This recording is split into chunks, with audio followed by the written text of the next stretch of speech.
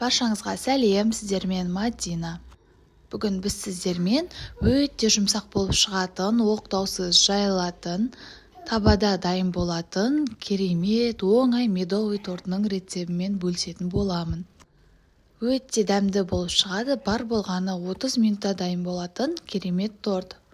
Көріп тұрғандарыңыздай биік, жұмсақ, әдемі болып шығады. Видеоны соңына дейін қарап, менімен бірге осы рецептпен жасап көріңіздер. Егер менің арнама тіркелмеген болсаңыз, тіркеліп қоюды ұмытпаңыз. Ең алдымен осындай кішкентай ыдысымызға 2-3 ас қасық балымызды салып ерітіп аламыз толықтай. Оттың астын баяу қойып ерітеміз. Осылай ерігеннен соң үстінен 1,5 шай қасық ас содасын қосып, тоқтаусыз жақсылап араластырып алатын боламыз. Отымыздың асты баяу болуы керек, қатты болса күйіп кетеді. Осылай көпіршіп реакция болады, сонда да жақсылап араластыра беріңіздер. Одан кейін үстінен сары майымызды қосып, тағы да жақсылап араластыратын боламыз. Сары майымыздың температурасы маңызды емес, мен тоңазытқыштан алып қостым. Сол сары майымыз ерігенше, бір-біріне толық араласып біткенше отымызды баяу отта ұстайтын боламыз, астын өшірмейміз. Осылай жақсылап араластырамыз, түсі сарғая бастайды. Осылай карамельді түске енгенше араластыратын боламыз. Бұл торт керемет дәмді болып шығады, әрі пешіңіз жоқ болса осы рецептпен жасап көрсеңіздер болады.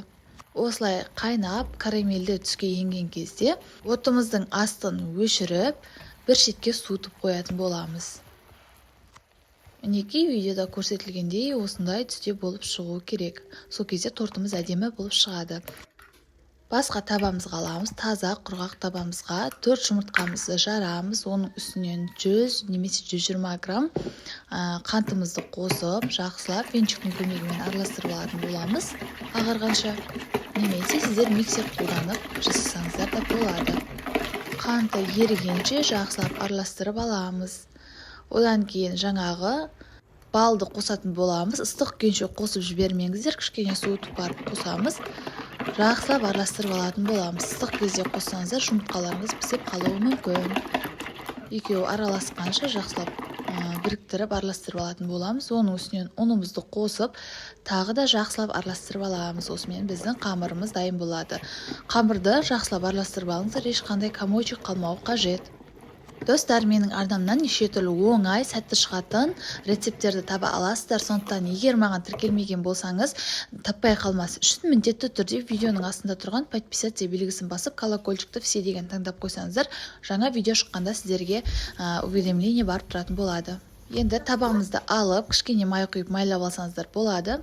Және де қамырымызды құямыз да барлық жеріне жеткізіп, табамызды айналдырып шығатын боламыз. Отымыздың асты баяу болуы қажет, қатты болса бірден күйіп кетіп, піспей қалады. Баяу отта пісіріп алыңыздар, 2-3 минут тұрғанда бетінде осындай пузырькилар шығады. Шет жағының барлығын осылай лопатканың көмегімен ашып аламыз бірінші. Одан кейін ақырындап көтеріп, келесі бетіне ауыстырып, тағы да 1-2 минут пісіріп алатын боламыз. Барлық корждарымызды осылай пісіріп аламыз. Құрамында май болғандықтан онша жабыспайды. Егер сіздің табаңыз жабыспайтын болса, май құймай пісіре берсеңіз де болады. Осылай корждарды пісіріп шықтық. Бұл тестадан бізде 4-5 корж шықты. Көріп тұрғандарыңыздай бетіне осындай көпіршіктер шығады. Сол кезде келесі бетіне ауыстыратын кез келді деген сөз. Қанша мөлшерде қосу керектігін видеоның астындағы описание бөліміне жазып қалдырамын. Сол жерден қарап көріп жасай берсеңіздер болады. Мінекей, біздің барлық корждарымыз пісіп шықты.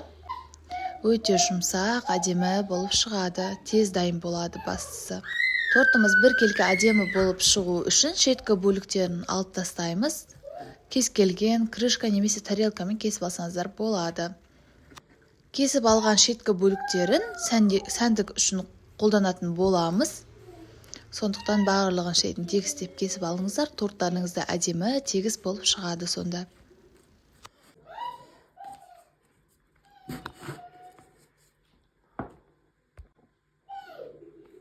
Мінекей корждарымыз дайын, биік, әдемі болып шыққан.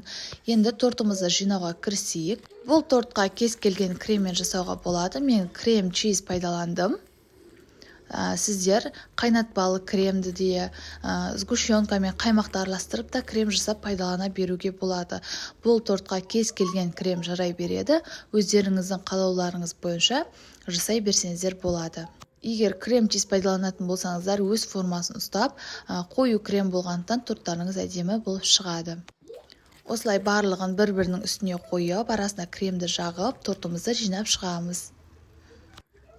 Егер сіз сгущенка мен крем жасайтын болсаңыз, сары майды миксерлеп, үстіне сгущенканы қосып миксерлеп алып жасауға болады. Ол бір кремнің түрі, екінші түрі сгущенка мен қаймақты араластырып жіберіп жасай беруге де болады.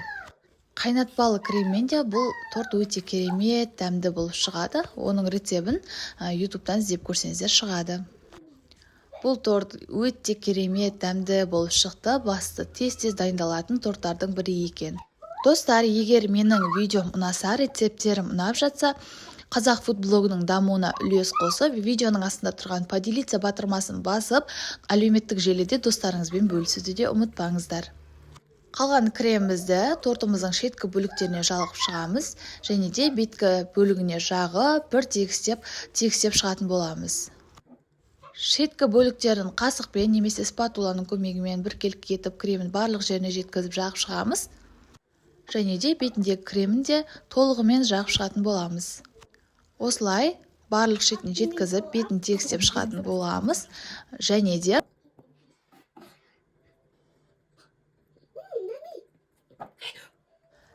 әсемдеу үшін жаңағы шетінде қалған корждарымызды крошки жасап блендермен езіп алдым, және де соны жапсырып шығамыз.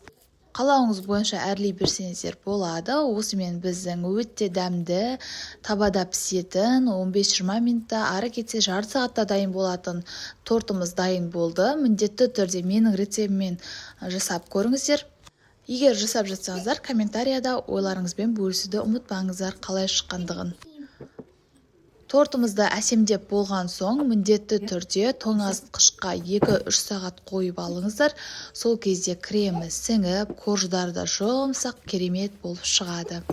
Менің YouTube каналымнан медовый торттың көптеген 2-3 түрлі рецебін таба аласыздар. Ол рецептермен жасасаңыздар да торттарыңыз керемет болып шығады. Міндетті түрде дайындап көріңіздер. Осымен біздің тортымыз дайын. Шеттер тегіс болу үшін осылай лопатканың көмегімен басып шықсаңыздар болады.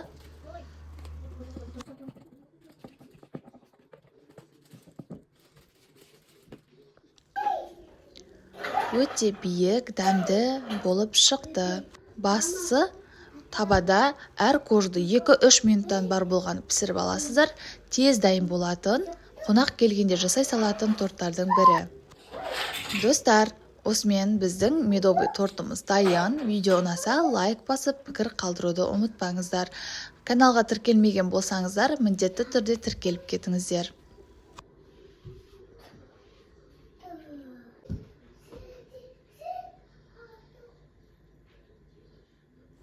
Өте жұмсақ, керемет, биік болып шықты. Мен тортты жасай салып бірден кестім. 2-3 сағат тұрғаннан соң холодильникте өте жұмсақ, нәзік, ауызда еритін болып шықты, кремі сіңіп. Өте биік, әдемі торттардың бірі.